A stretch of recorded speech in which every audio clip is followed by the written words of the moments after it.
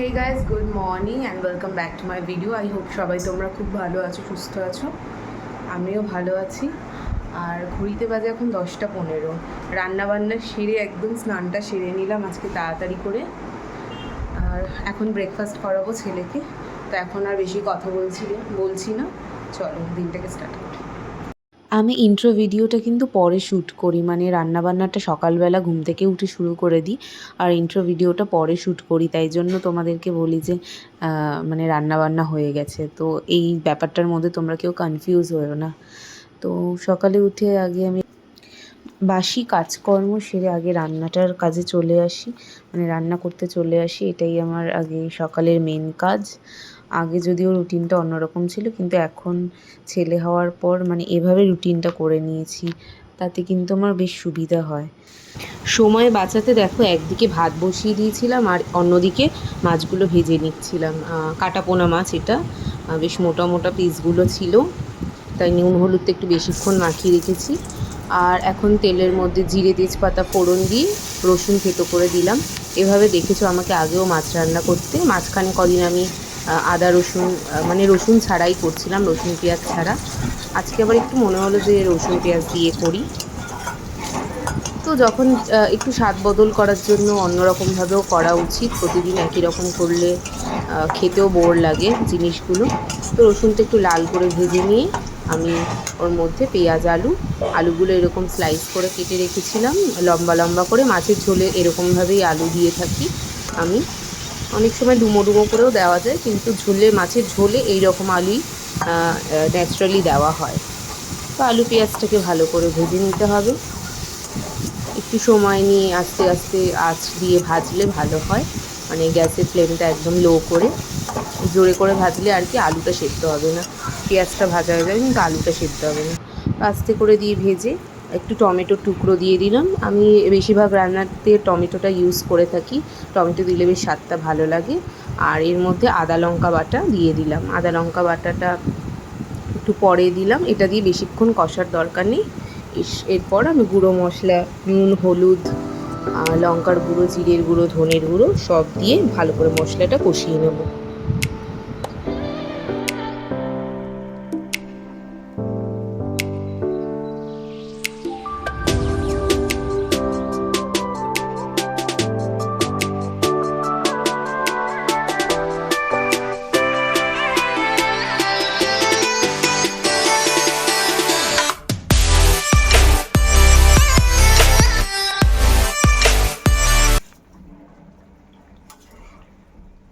সাড়ে 9টা তো বেজে গেল।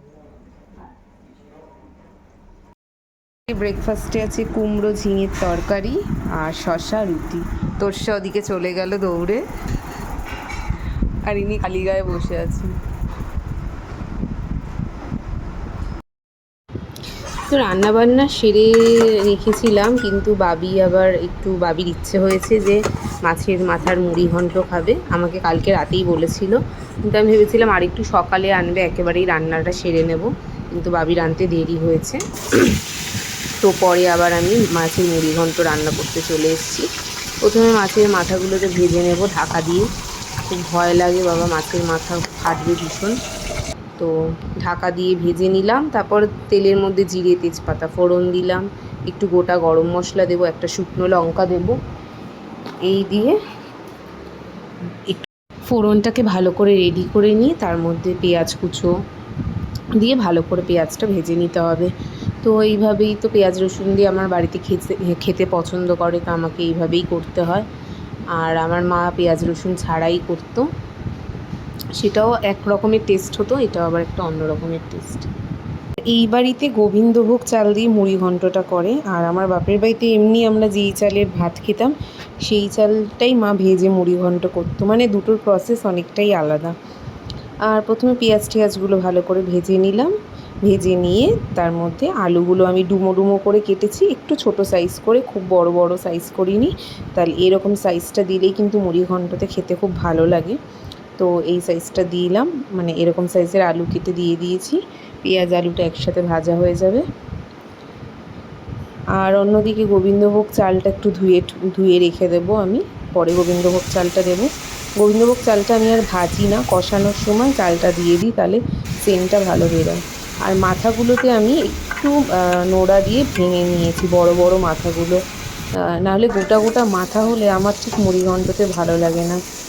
এবাড়িতে দেখেছি এরা গোটা মাথা দিয়েই করে, মানে মামনি যখন করতো, কিন্তু আমার এই রকমভাবে একদমই ভালো লাগে না। মাথাগুলোকে একটু ভেঙে টুকরো করে নিই, তাহলে বেশ মানে মাথার জুসটা গ্রেভিতে মিশে ভালো একটা সুন্দর স্বাদ দেবে।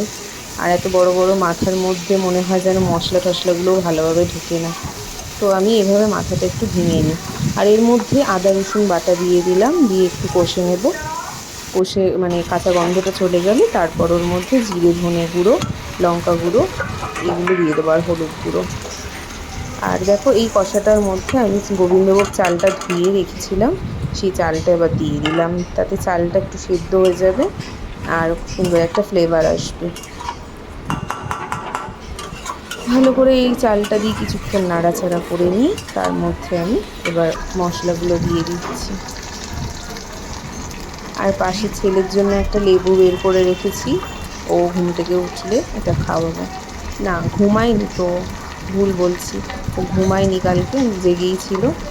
কালকে বলছি কারণ ভয়েস ওভারটা আমি পরের দিন সকালে দিচ্ছি, তাই জেগেই ছিল। লেবুটা ওকে জুস করে খাইয়ে দেবো, রান্নার ফাঁকেই একবার জুসটা করে নেবো, করে ওকে খাইয়ে দেবো।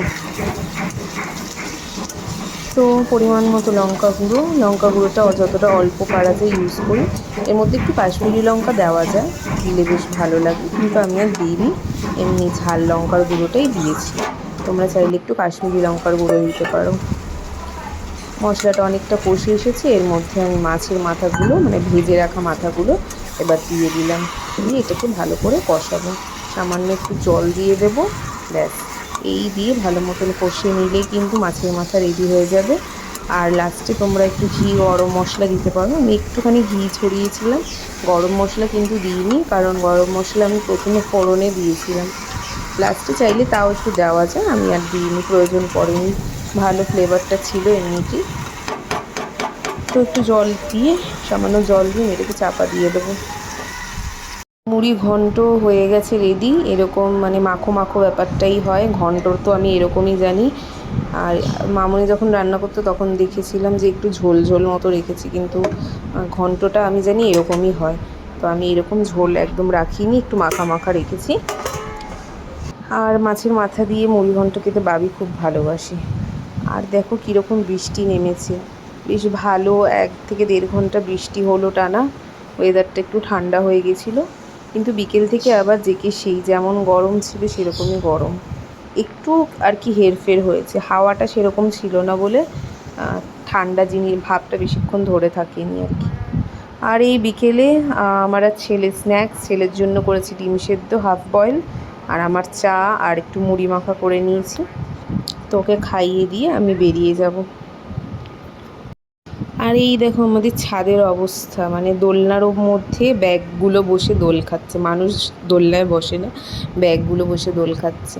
আর ছাদটা পুরো ছোটো কাকু লাইট দিয়ে সাজিয়েছে, কারণ কয়েকদিন বাদে আমার 2 ননদেরই জন্মদিন, ওরা দুজন একই মাসে জন্মেছে, কয়েকদিনের হেরফেরে। তো ওদের দুজনেরই বার্থডেটা একসাথে সেলিব্রেট করা হবে, তাই জন্য ছোটো কাকু পুরো ছাদটাকে লাইট দিয়ে আগে থেকে সাজিয়ে দিয়েছে। তো আমরা গেছিলাম একটু সন্ধেবেলা ছাদে, সন্ধেবেলা না রাত্রিবেলা একটু ছাদে গেছিলাম, আর ইনিও গেছেন। ঘড়িতে বাজে এখন 9টা, আর মামনি এখন একটু নিরামিষ তরকারি করছে, পূর্ণিমা লেগে গেছে, আর মামনি পূর্ণিমাটা মানে ভাত খায় না, রুটি খায়, রুটি বা পরোটা এই জাতীয় খাবার, আর তার সাথে হচ্ছে নিরামিষ। তো পূর্ণিমা লেগে গেছে, তাই জন্য মামনি একটু নিরামিষ তরকারি করছে, মানে নিরামিষ আলুর দমের মতো। আর আমি তারপর ছেলের জন্য রুটিটা করে নেব। কালকে হচ্ছে বুদ্ধ পূর্ণিমা, তো আমাদের বাড়িতেও সিন্নি দেবে, আমার বোনের বাড়িতেও সিন্নি দেবে। তো বোন নিমন্ত্রণ করেছে, দেখি পড়িয়ে পারলে রাত্রিবেলা একবার ওর বাড়ি থেকে ঘুরে আসবো। এখন তোরসা এসছে, দেখি হচ্ছে। এখানে সিন্নি দেবে, সমস্ত কিছু নিয়ে এসছে, ওর মধ্যে রয়েছে। আমি আর এখন দেখাচ্ছি না ওটা খুলে, যেহেতু ঠাকুরের জিনিস। আর এগুলো একটুখানি বাজার আমার করার ছিল, মানে যেগুলো নেই ঘরে আর কি, সামান্য কিছু বাজার করে আনলাম। টমেটো, ধনেপাতা এগুলো।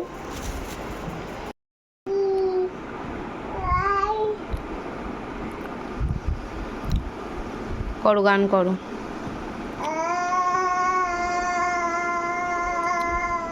আইআইটি গানটা করো। নাই ভরা